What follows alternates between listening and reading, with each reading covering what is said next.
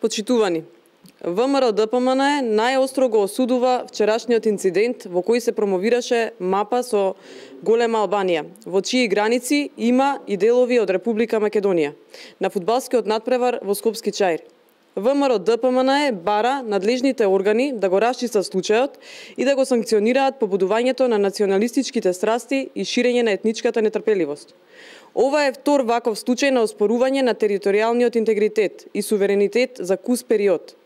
Пред само неколку недели во центарот на Куманово од јарбол беше симнато македонското државно знаме и на негово место беше развиорено знамето на Албанија. Заедничко за двата срамни инциденти е тоа што тие се директно инспирирани од негаторските изјави кон Република Македонија, кои во континуитет ги гледаме и од страна на странски, но и од домашни политичари. Најголемата одговорност за ваквите напади кон Македонија и македонскиот народ и кон сите државни и национални обележја лежи токму во сервилниот, поданички и антидржавен однос на криминалецот Зоран Заев. Само за да се дограби до власт, иако загуби на декемвриските избори, Заев ги прифаќа сите антимакедонски уцени и се согласува на сите отстапки кои одат на штета на државните и националните интереси. Заев е убеден дека доколку ја реализира тиранската платформа и доколку молчи за симнувањето на македонското знаме, мапите на голема Албанија или изјавите на Зијадин Села ќе успее да формира тиранска влада и да се спаси од кривична одговорност за криминалите што ги има направено.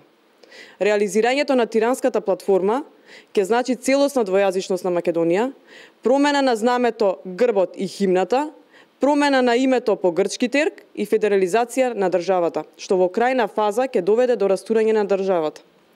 Аболицираниот криминалец Заев сака своите долгови кон наркомафијата и неговите истомисленици од надвор да ги плати со македонската државност и прифаќање на тиранската платформа.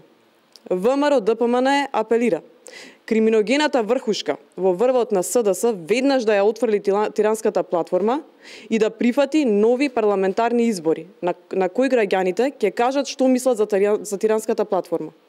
Граѓаните се гневни за постизборниот инженеринг со кој се подметна тиранската платформа и секојдневно во голем број се низ улиците на градовите низ Македонија и кажуваат не за тиранската платформа и да за нови избори.